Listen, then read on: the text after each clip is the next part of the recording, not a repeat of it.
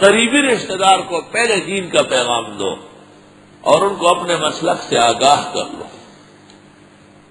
یہ نہیں ہے کہ وہ اپنی جگہ آپ اپنی جگہ، وہ اپنے پروگرام میں آپ کو بلاتے آپ گونگا بیٹھے رہتے ہیں، آپ اپنے پروگرام میں ان کو. یہ غلط طریقہ ہے. دین پر سودے بازی حرام ناجائز ہے. اس آیت کے نزول کے بعد جناب رسول اللہ صلی اللہ علیہ وسلم نے ایک تو اپنے گھر پر بہت بڑی دعوت کی اور اس میں سرادیدی قریش کو طلب کیا. وانذر عشیرتک الاقربین، ڈرا دیجئے اپنے قریبی رشتہ دار اور قبے کو. اللہ اکبر. اور دوسرا آپ نے کوہ صفا پر جا کر اہل مکہ سے خطاب کیا. قبائل خود گئے جو نہیں جا سکتے تھے، نمائندہ بھیجا کیونکہ آپ صادق اور امین تھے. آپ کے بلاوے پر سب جمع ہو گئے. پہلے والے انتخاب میں اکوڑا کھٹک کے مولانا عبدالحق صاحب انتخابات میں کھڑے تھے. پیپل پارٹی کا زور تھا بہت. اس نے ایک مؤثر جمال شاہ کاکا خیل میاں کو تلاش کیا اور ان کے بہت ووٹ ہیں کہ مولانا عبدالحق کامیاب نہ ہو جائے. تو زیارت کاکا سے میں ایک جرگہ ہوا اور کاکا خیل میانگان نے یہ فیصلہ کیا کہ کچھ بھی ہو اپنے میاں صاحب کو کامیاب کرنا.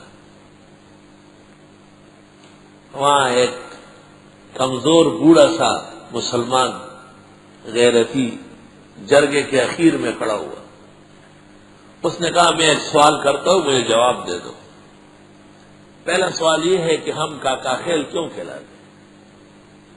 کہا ہمارے بزرگ گزرے ہیں اور ان کی اولاد ہے ہم.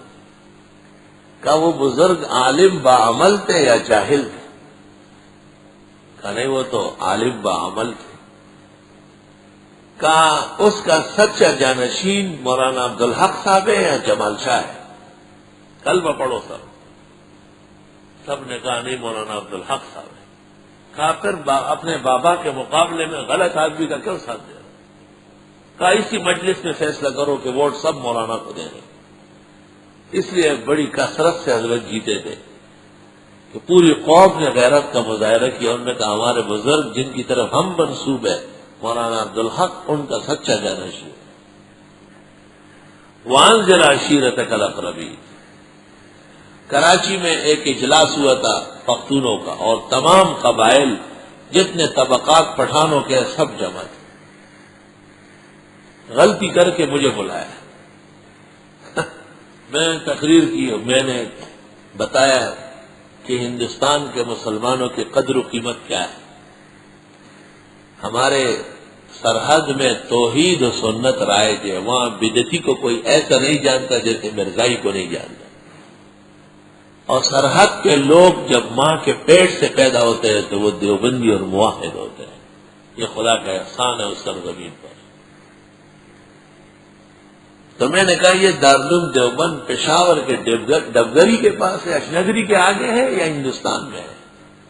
تم جو ان کے مقابلے میں جمع ہوئے ہو تو کیا علماء دیوبند اور ان کا مذہب اور ان کے مسائل اور ان کی حقانیت چھوڑ دو گے؟ اور ایک لمبی تقریر تھی. پہلے میں نے تقریر میں کہا کہ دیکھو وہ کہتے کہ جی یہ ہمارا چوکیدارہ کرتے ہیں. تو چوکیدار کون ہوتا ہے؟ جس میں 3 صفات ہو. ایک تو بہادر و شجاع جو اپنے آقا کا مال محفوظ کر لے. دوسرا یہ کہ وہ پاک دامن ہو، اس کی بیوی اور بیٹی کو ترچھی نگاہ سے نہ دیکھے.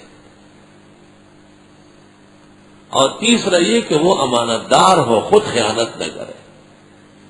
تو وہ اصل میں یہ کہنا چاہتے ہیں کہ دنیا کی ایک قوم جس میں شجاعت بھی ہے، امانت بھی ہے، عفت بھی ہے، وہ یہی قوم ہے. تو وہ آپ کی مذمت نہیں کرتے، سمجھتے نہیں ہیں. معشوق منسان کے بنزدیک تو زشتست، ان کے خوب مناقب سمجھائے. اور پھر دوسری طرف الحمدللہ اس کے بعد اس کی کوئی میٹنگ نہیں ہوئی. سب نے کہا ہندوستان کے مسلمان ہمارے محسن ہیں. الحمدللہ اس میں شک بھی نہیں ہے.